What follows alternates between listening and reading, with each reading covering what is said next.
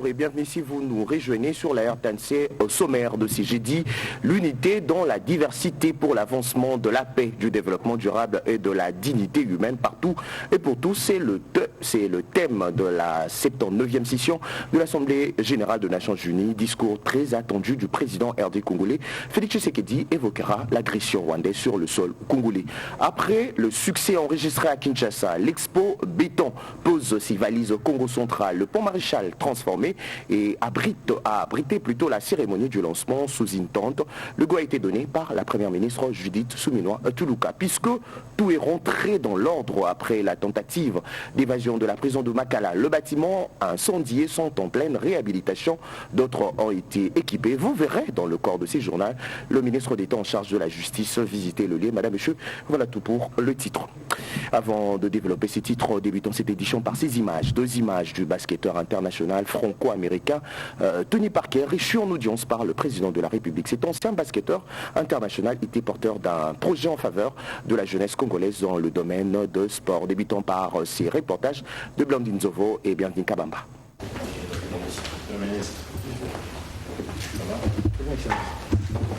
Arrivé à Kinshasa en début de semaine, le basketteur international franco-américain William Anthony Parker traîne dans ses bagages plusieurs projets en faveur du sport congolais. En collaboration avec le ministre des Sports et Loisirs Didier Boudimbu Toubwanga, l'ancienne star de la NBA a dit au chef de l'État Félix Antoine Tshisekedi Tshilombo ses intentions d'accompagner la République démocratique du Congo mieux. Le ministère des Sports et Loisirs. Il a été question que je puisse conduire la délégation auprès du chef de l'État pour présenter la star Tony Parker qui est là parce que nous devons mettre en place un accompagnement pour le sport congolais pour qu'il puisse nous aider à promouvoir le sport congolais et en même temps avec M. Sébastien qui est un organisateur des marathons. Nous sommes en train de préparer un grand marathon international de Kinshasa d'ici une année. Donc c'est de ça qu'on a parlé et puis un peu de tout, de tout ce qui concerne le sport. Et je pense que le président a été très attentif. Et je suis sûr qu'on pourra vraiment aboutir dans le projet que nous avons. Moi, ça fait longtemps que j'avais envie d'aider le continent africain. J'ai fait plusieurs voyages dans différents pays. Et c'est vrai que là, le Congo et ce qu'on a discuté avec monsieur le ministre, c'est vraiment excitant. Je suis vraiment content pour l'avenir. Moi, je suis animé par la transmission depuis que j'ai pris ma retraite sportive. Et on a essayé d'expliquer le projet à monsieur le président. Et j'espère que ça sera positif et qu'on pourra mettre les choses en place. De son côté, Sébastien Bottari, faisant partie de la délégation conduite par le ministre des Sports, parle d'un grand événement qu'il compte organiser le 30 juin de l'année prochaine. Il s'agit du marathon international de Kinshasa. Je crois que le message aujourd'hui, c'est qu'il y a une véritable impulsion politique au plus haut sommet de l'État pour faire de Kinshasa et le Congo une destination importante sur le continent à travers des manifestations, à travers des nouveaux projets que mène M. Parker. Et donc c'est pour nous investisseurs, acteurs, quelque chose de très important. En ce qui nous concerne, on est là pour organiser le premier marathon international de Kinshasa le 30 juin. C'est une date qui est très importante dans l'agenda des Congolaises et des Congolais. Donc c'est une mission très importante que nous prenons au sérieux. Et avec, je dirais, l'appui du ministre, on va tout faire pour que cette manifestation se déroule le mieux possible. La promotion du sport de santé à travers le marathon, le basketball et le football sont les quelques disciplines concernées par ce projet présenté au président de la République.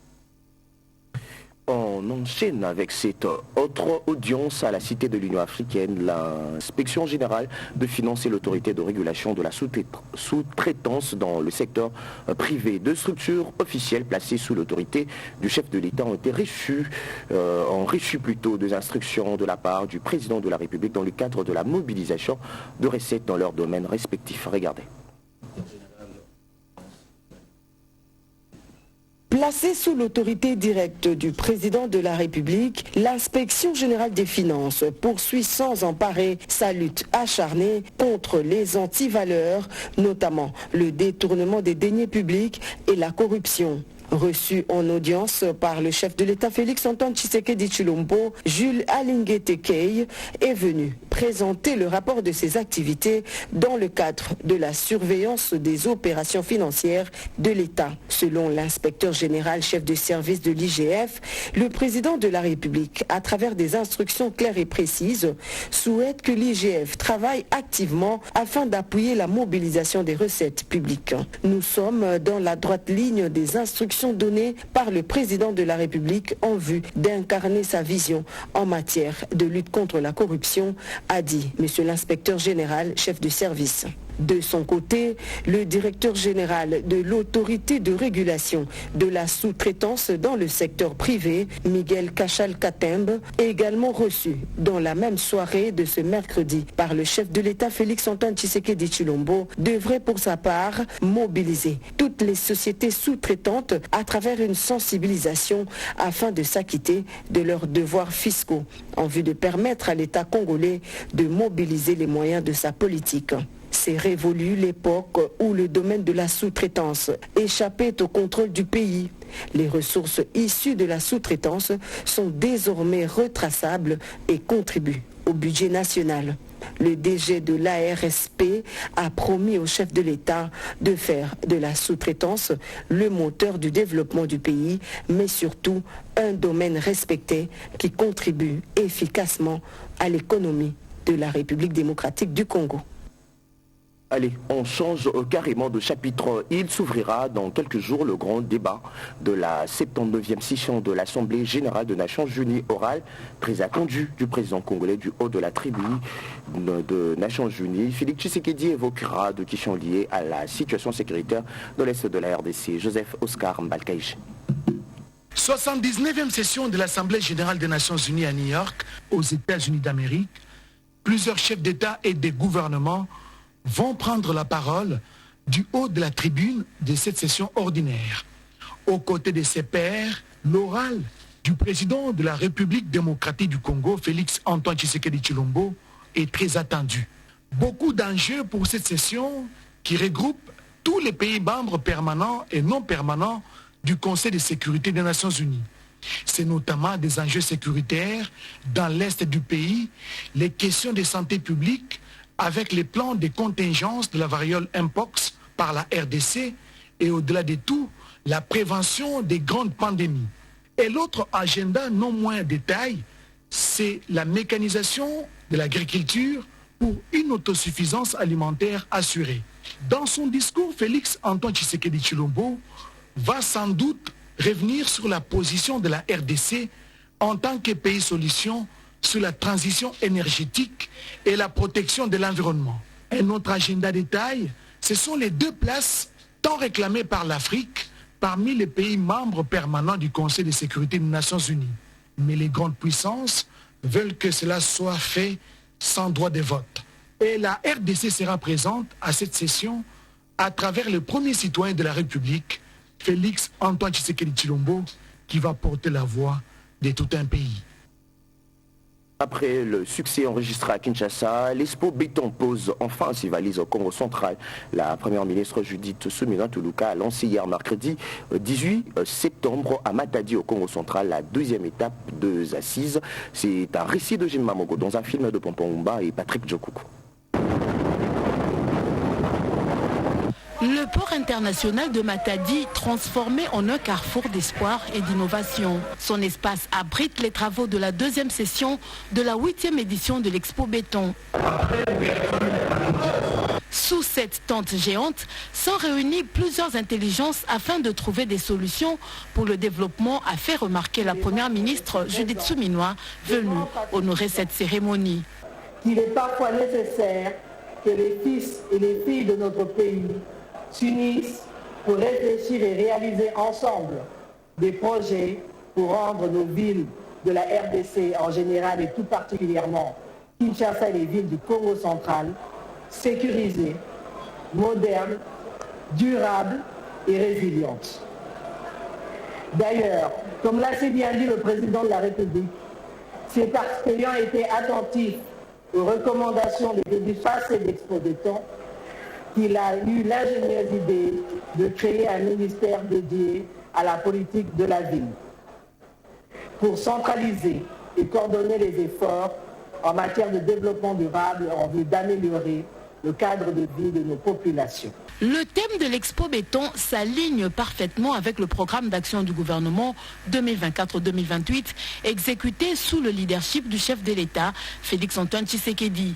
Accompagnée de quelques membres de son équipe, la chef du gouvernement a affirmé l'importance d'adopter des solutions durables pour le corridor ouest, une initiative cruciale pour améliorer les infrastructures et les conditions de vie des Congolais. Je puis vous assurer que le projet de budget que j'ai déposé lundi au Parlement comprend des interventions directes de l'État congolais pour réaliser rapidement des travaux d'envergure afin de rendre opérationnel le corridor ouest qui comprend et touche une population de près de 40 millions d'habitants. À l'horizon 2050, plus de 60% de la population du corridor ouest vivra dans les villes comme Kinshasa, Boma, Matadi, ainsi que les agglomérations urbaines comme Kasangulu et Mwanda.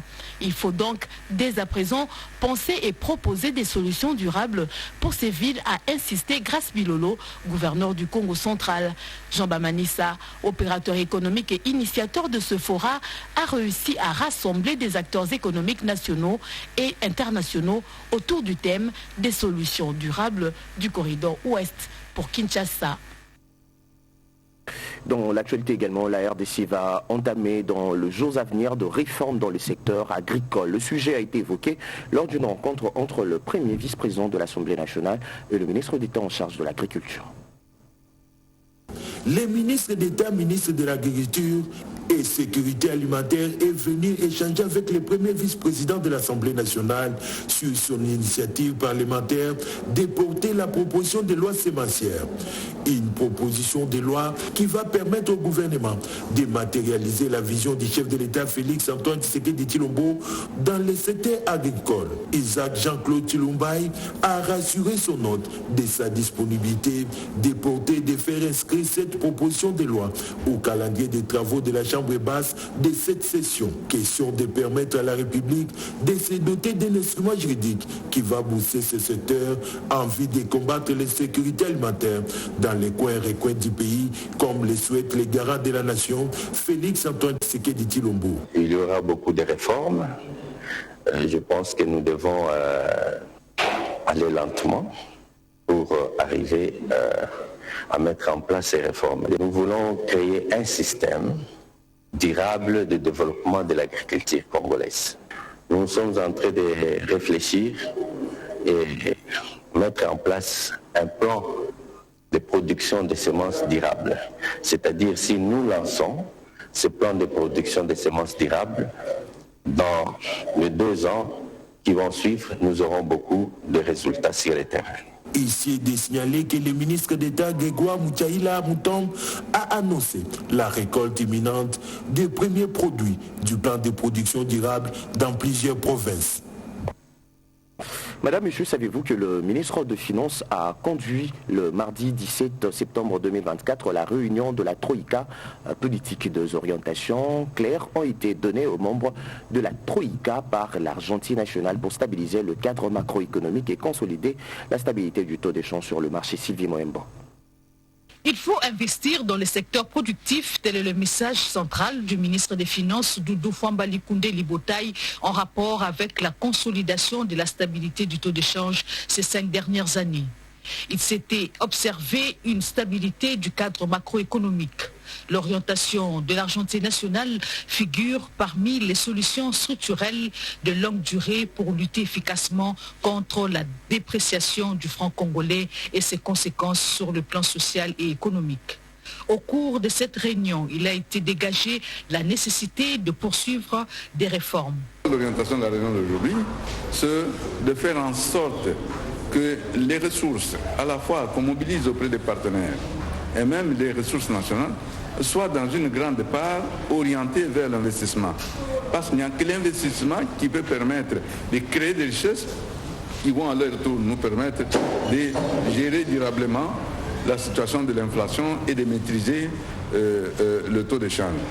Par Par ailleurs, le coordonnateur du comité technique de réforme, Félicien Moulinda, a indiqué que la République démocratique du Congo travaille d'un commun accord avec le Fonds monétaire international et prévoit de mobiliser 2,5 milliards de dollars américains dans le cadre des négociations avec cette institution de Bretton Woods. Au-delà de ça, nous travaillons sur un appui budgétaire de la Banque mondiale d'1 milliard pour 2024 et 2026. Donc ce sont ces efforts-là que les autorités sont en train de mener. Ceci est la résultante des efforts consentis par le gouvernement Judith Suminwa pour accroître les investissements. Parlons médias à présent. Clôture, c'est jeudi au centre Nganda du 10e congrès de l'UNPC, dit congrès de la Renaissance. Les nouveaux animateurs seront connus dans quelques heures. Le congressiste éliront ses animateurs avant la cérémonie de clôture. J'ai nous pris de suivre ces quelques réactions. Le premier jour, ce n'était pas facile. Mais bon, chacun a pu mettre un peu de l'eau dans son vin pour essayer de travailler d'une façon harmonieuse telle que le ministre l'avait demandé. Et on a éclaté différentes commissions. Il y a eu la commission pour l'élaboration du statut. Il y a eu la commission administrative et financière, et puis la commission qui doit s'occuper de la discipline. Il avait été recommandé que l'INPC puisse procéder à une réforme afin de pouvoir mettre fin à tout ce qui était comme un facteur conflictogène, d'où il était impérieux qu'on puisse revoir les textes fondamentaux qui régissent l'INPC. C'est notamment les statuts, les règlements intérieurs. En premier lieu, nous avons adopté le règlement d'ordre intérieur du Congrès et après quoi le président avait soumis donc ce règlement d'ordre intérieur sous débat. Chacun de nous a apporté ses amendements et le règlement d'ordre intérieur a été adopté par la plénière, c'est-à-dire les congressistes. L'objectif, c'est de faire de la presse en République démocratique du Congo véritable quatrième pouvoir. Ça passe aussi par le contenu, la qualité des journalistes du pays. Et comme l'UNPC aura aussi pour mission, aussi il y a la formation, il faut voir tout ça, repenser le média, qui est journaliste. Ça va contribuer à l'assainissement médiatique dans notre pays. Parce qu'aujourd'hui, tout le monde peut se réveiller un matin et se dire journaliste. Je nous invite tous à plus de responsabilités, à mettre au premier plan les intérêts de la corporation, les intérêts de l'UNPC, à mettre de côté les petites divisions, mais à avoir l'intérêt supérieur de la profession. Les réseaux d'assainissement, de l'hygiène et prévention sanitaire contre le maladie. Une structure du ministère de la Santé vient de s'assigner d'une commission d'assainir la ville de Kinshasa pour lutter contre la salubrité.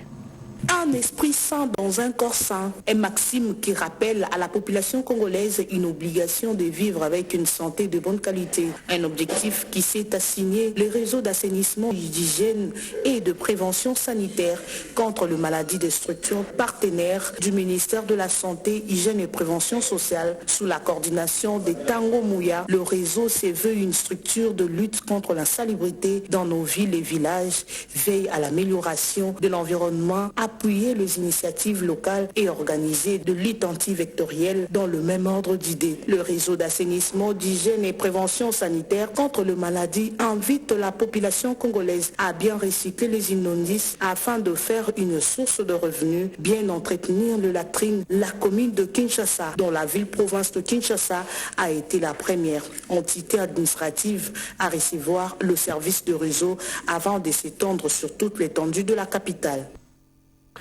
Lutte contre la fraude et la contrebande de produits pétroliers à Goma. Le ministre des Hydrocarbures, Aimé Molendo Sakombi, a posé mercredi 18 septembre la première pierre pour la construction d'un terminal moderne de stockage de produits pétroliers. C'est cet espace de plus ou moins 4 hectares qui va recevoir ces projets des parcs pétroliers d'une capacité de stockage de plus ou moins 9 millions de litres de produits pétroliers et jet A1 Un sentiment de satisfaction pour les opérateurs économiques du Nord Kivu.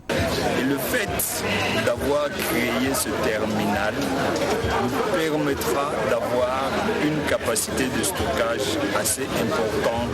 Et je pense pour tout le monde, et les opérateurs économiques, et les consommateurs, et le politique, nous serons bénéficiaires de ce terminal. Pour le gouverneur de la province Nord Kivu, le général-major Peter Chirimwami, avec ces projets qui entrent dans le cadre du partenariat public-privé, le carburant sera permanent à province. Nous devons croire que cet ouvrage fera de la société Kivu Pétrole et stockage logistique un logisticien de proximité qui facilitera l'approvisionnement en produits pétroliers et Jet Alpha One à moindre coût. Le go de ces travaux de construction de ces terminales de stockage de produits pétroliers et Jet 1 a été donné par le ministre des Hydrocarbures, Aimé Moulendo Sakombi. C'était à présence de plusieurs personnalités de la ville de Goma en particulier et celle de la province Nord Kivu en général. Monsieur Vani, je ne peux que le féliciter. Il est vraiment en train de faire quelque chose qui aura un impact immédiat et terrible sur les populations du Nord et du Sud. C'est certainement du Grand Nord. Je ne peux que l'encourager. J'ai demandé au général, le gouverneur militaire, de pouvoir l'accompagner également. Il s'agit de leur province. Et si tout le monde pouvait faire comme ça, en travaillant, en recrutant que des Congolais en plus, c'est vraiment un bel exercice que nous saluons. Ces projets de Kivu Pétrole, stockage log, KPS log à sigle, sera matérialisé par l'entreprise Marshall Congo Engineering, une entreprise 100% congolaise pour une durée de 16 mois. Le registre de la justice, tout est rentré dans l'ordre après la tentative d'évasion de la prison centrale de Makala. Le bâtiment incendié sont en pleine réhabilitation, d'autres ont été équipés. Cédric Kenina. L'on repeint, l'on réhabilite les murs qui s'est écroulés sous la menace des détenus et les bâtiments incendiés lors de la tentative d'évasion de Makala qui a tourné à un drame. Les ministres d'État, ministres de la Justice, Constant Moutamba, scrutent chaque détail, du centre de santé au dépôt de stockage des provisions alimentaires pour les pensionnaires, en passant par la cabine électrique jusqu'au service de numérisation des données des détenus, aujourd'hui complètement équipés en ordinateur.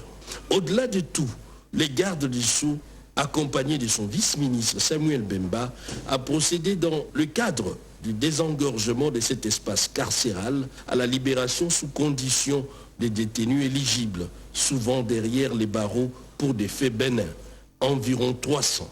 Des cas de famille qui devaient être résolus, mais qui ont été amenés jusqu'au niveau des condamnations inutilement. Alors là qu'on voit que Dieu est intervenu par le ministre, c'est la meilleure des réactions. Dans un autre décor, Constant Moutamba s'est rendu au collège de la Salle, dans la commune de la Gombe. Ici, le constat est amer. L'entrée principale du collège est bloquée par des travaux de construction non autorisés. Une situation qui contraint les élèves à emprunter des chemins détournés, perturbant ainsi la formation de ces enfants. Les ministres d'État, à séance tenante, ordonné à l'auditorat supérieur des FARDC de mettre fin à ces travaux et démolir simplement ces constructions devant cet établissement scolaire. L'éducation, l'un des volets phares de l'action quinquennale du chef de l'État, Félix-Antoine Tshisekedi, a plus que besoin d'une protection de la justice en cas de menace. De kits scolaires ont été remis à plus de 500 élèves de Kinshasa, dont du vice-ministre de la Justice, Rodé Panda. Plus de 5000 élèves orphelins des différentes écoles du district de la Lukunga à Kinshasa ont reçu des kits scolaires. Une assistance de maître Samuel Mbemba Kabouya, vice-ministre de la Justice et contentieux international. C'est une pierre apportée à cet édifice éducatif des enfants en vue de leur assurer une bonne rentrée scolaire 2024-2025. Un échantillon représentatif a été réuni le mercredi 18 septembre 2024 au Kaluka dans la commune d'Engayema. Ce geste philanthropique de maître Samuel Mbemba est un appui de taille à la décision prise par le président de la République Félix Tshisekedi dès l'aube de son premier mandat de rendre gratuit l'enseignement primaire sur toute l'étendue de la République. Pour les vice-ministres de la Justice et contentieux international, l'absence des parents biologiques ne peut en aucun cas empêcher Dieu, véritable père des orphelins et pourvoyeur, d'accomplir sa promesse dans leur vie. Pendant 23 ans,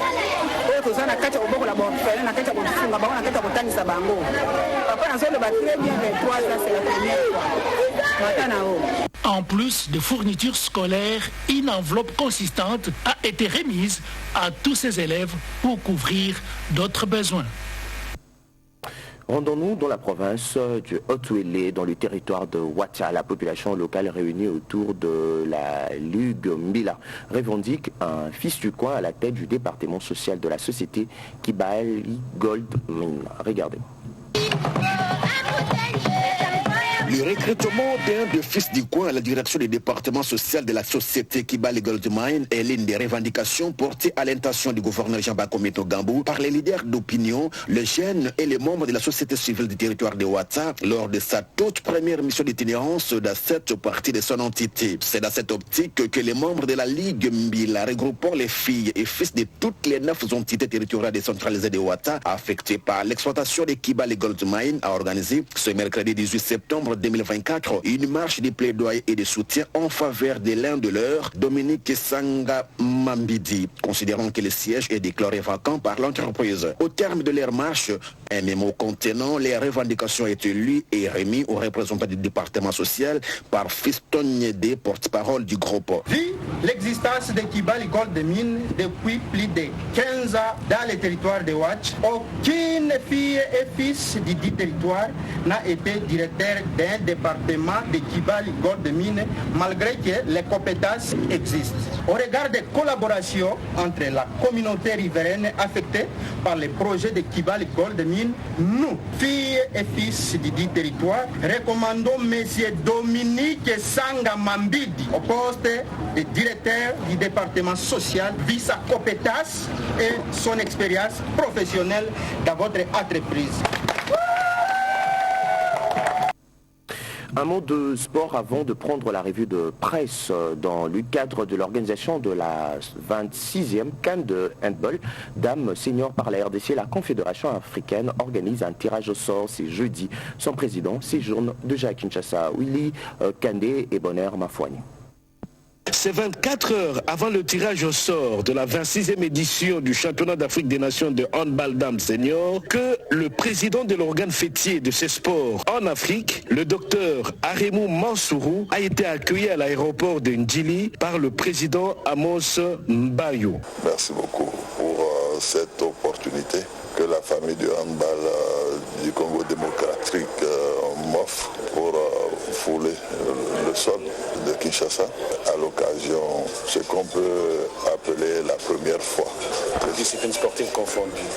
Comme vous le dites, en tout cas moi je sais que par rapport au handball, c'est la première fois et l'histoire retiendra que c'est en notre temps, le président Bayo et moi, que nous avons écrit cette histoire. Arrivé sur le site de l'activité, le président Aremou a pu palper du doigt les préparatifs effectués par ses collaborateurs et l'agence gérée par Tom Kisenda, premier vice-président de la Ligue de handball de Kinshasa. Nous avons commencé à préparer cet événement, cette grande activité depuis plusieurs mois. Nous étions déjà en train de mettre les choses en place. Maintenant là, nous sommes focalisés pour la journée du 19 septembre pour la cérémonie de tirage au sort. Place au tirage au sort le jeudi 19 septembre 2024. Je vous propose de suivre à présent la sélection de journaux parus. C'est jeudi à Kinshasa, une sélection signée Jean-Pierre Demazo. Regardons ensemble.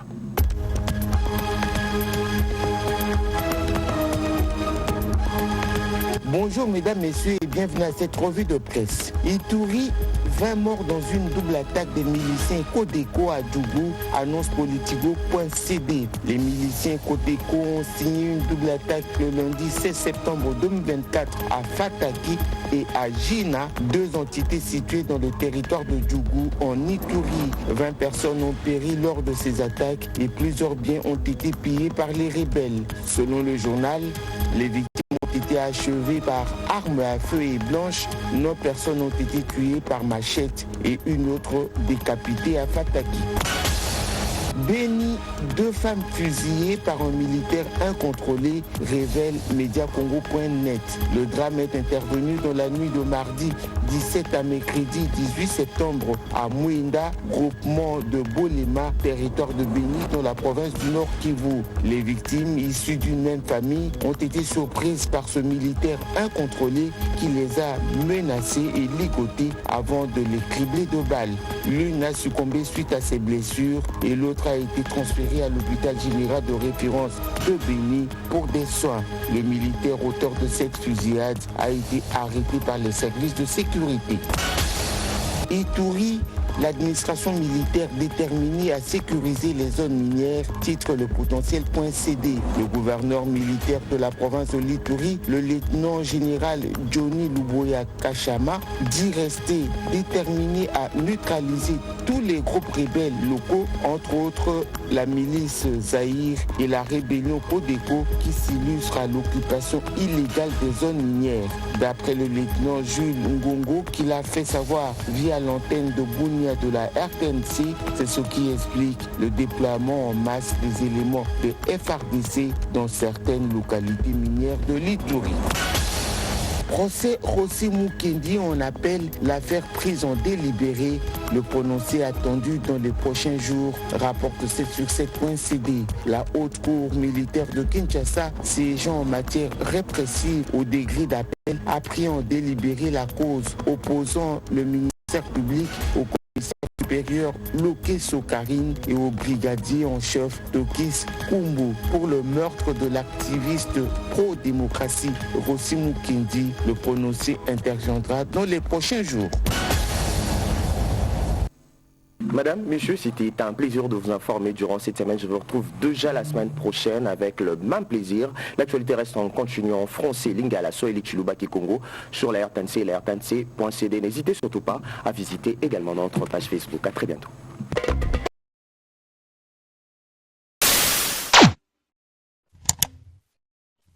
Africa cool, et abena cool, Africa cool, abena cool, le quoi cool ma topi. Enfin, toujours,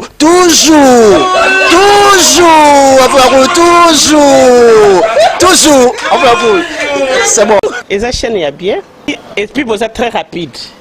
Et ça très rapide, et ça chaîne mon co, bah quoi ça a bien confiance. En tout cas, nazo senga na bato oyo nanu ba souscrire te bazwa. Donc, eza vraiment neti oyo balobakaki buka lelo, lamba lelo, lia lelo. Vous voulez le Congo pour que le Congo devienne cool, pour suivre les cool analyses, alors revenez et abonnez-vous massivement. Massivement. Alors beaucoup de gens ils pensent que l'Afrique cool donne l'information en temps réel. Mais je ne crois pas cela. C'est-à-dire l'Afrique cool donne l'information en temps réel et en temps chirurgical. Si tu ne suis pas, tu as la crise cardiaque. Qu'est-ce que tu penses de l'Afrique cool? C'est PPL. Africa Cool, c'est la destination de prédilection pour une communication optimale. Africa Cool Télévision est une chaîne qui est en train de réunir toutes les tendances. Donc les chrétiens s'y retrouvent, les païens s'y retrouvent, les politiciens s'y retrouvent, les femmes ménagères s'y retrouvent. Donc eza eloro na biso to sepela ranango yango chaque fois son aye na Kinshasa, il faut namona Africa Cool. Et au monde de chaîne oza impartial. Et le rôle de Babino, vous méritez le soutien de la population ainsi que des institutions complètes. Biso nyonso to s'abonner à Afrique Cool. Afrique Cool oyo. Zengo, Afrique Cool, merci beaucoup l'idée. Non, je remercie en tout cas Africa Cool leur support et on leur souhaite bonne chance pour la suite. On leur souhaite le plein succès. Un mot placé, un petit mot par rapport à la récompense oyo. Ah, je félicite très sincèrement Africa Cool. Voilà. Je n'avais pas opéré le mauvais choix. Voilà. J'avais recommandé, je me rappelle que je disais que c'était une destination de prédilection pour une communication optimale d'excellence. Nazanga Mogote Tala, YouTube Yemoko à reconnaître que Naponaki Mabete. Au moni ba choix to salaka, ba réflexion to salaka. Tikalaka abonné à Africa Cool. Comme ça, tu partages. Bravo Africa Cool. Merci beaucoup. Bravo Bino. Mutubo s'abonner parce que trophée Ezali à Bino, Ezali partagé. Voilà. Moi, je me sens aussi copropriétaire. Il y a prix Oyo. Voilà. Bravo Africa Cool. Merci beaucoup. Toujours.